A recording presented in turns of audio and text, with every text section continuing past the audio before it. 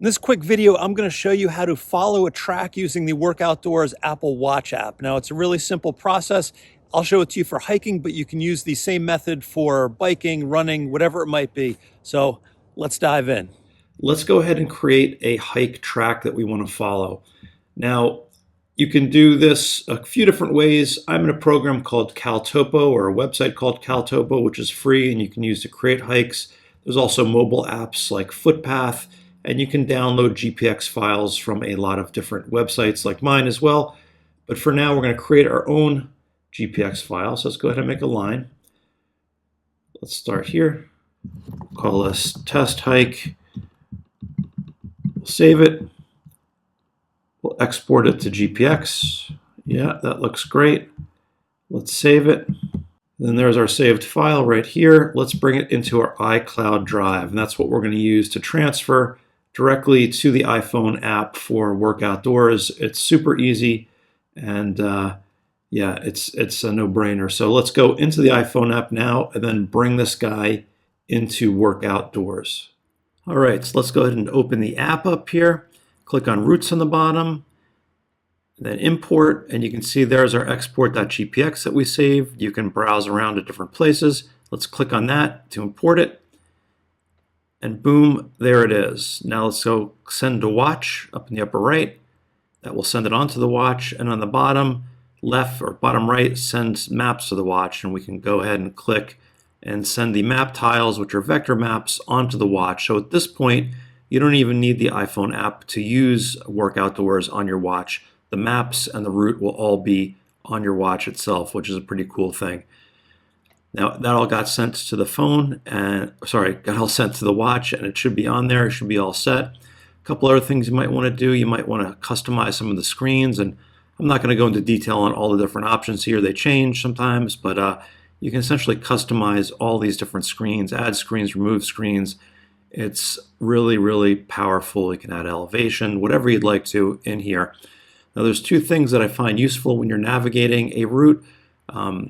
One is a mode that displays the route. You can either display the route as a line, or you can display it as a hollow line, which is called hollow mode, where you're actually in between the two little purple lines on the GPX route.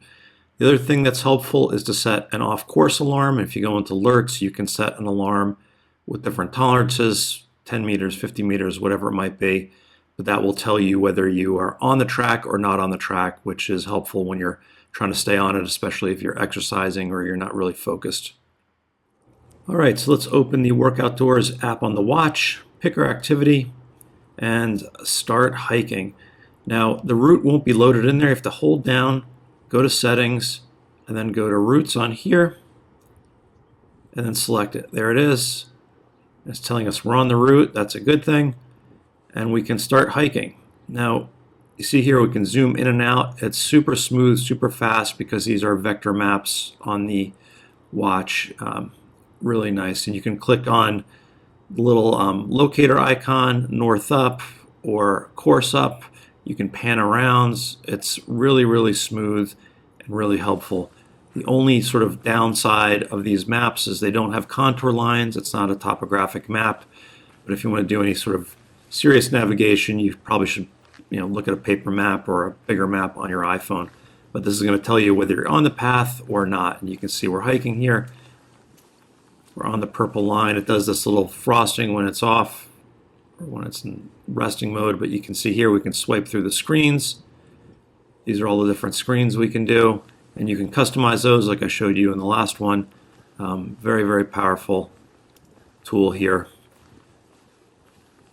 Now this is in hollow mode. You can see my icon is in between the two purple lines, and if you put that in regular mode, you're just walking on top of the line. But that's the deal. So let's hike a little bit and see what happens when we go off the course. All right, so here's the intersection coming up, and you can see on the map it's showing that we're making the left-hand turn up here. Fill the purple line. Well, let's go ahead and go straight and not make that turn and see if we get an off-course alarm. All right, so here's the intersection. We should be going to the left there, but we're going to go straight, and let's see if it tells us that we are not in the right place. There we go, off route. So it told us that we're not where we need to be. That's handy if you're not paying attention to your watch. And here we go, we're going back, and there it's telling us we're back on the route. So pretty handy. Basically, you do that during the whole course, and that's how you do the hike on this, or a bike, or a run, or whatever it might be. All right, then when we get to the end of the hike, all you have to do is do a long press down on the screen, and then do stop, and then you get a little workout summary, pretty straightforward, and then we're done. So let's go ahead and export our track on the phone and look at it on a computer. All right, so back on the phone app, Friday morning hike, let's go in there. Let's hit export in the upper right, and then let's save it as a GPX file. It'll let us save it to our iCloud drive, and then it should sync back to the computer. All right, so I'm back in CalTopo. Now I can use any program or a number of programs to analyze the GPX file and look at it afterwards. I'm just going to go to CalTopo because it's free and it's easy. We just go to Import, Browse. Let's go to our iCloud drive, and here you can see Friday morning hike, bingo. If I click on that, it'll ask me what I want to import, and then I simply click on it over here, and there is the hike. I can look at the terrain statistics, the elevation, whatever I'd like to. I can change the underlying maps, and I can change the color, do a number of different things here that might be helpful in terms of reading this map. So that's it. So that's it, pretty straightforward. If you have any questions, just leave them in the comments. And if you found this video helpful, if you could do me a big favor, just click that little thumbs up. It's an easy way to say thank you. And I also have another video on dramatically extending the battery life of your Apple Watch. If you're doing activities like this, I will put a link to that at the end of the video and also underneath the video on YouTube. So check that out as well. And otherwise, I will see you out on the trails.